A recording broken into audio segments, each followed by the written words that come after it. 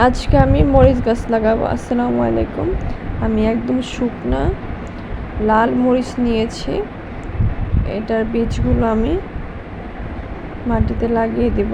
মাটিতে আমি হালকা একটু গোবর সার, চা পাতা, একটু বালো এরকম করে মিক্স করেছি।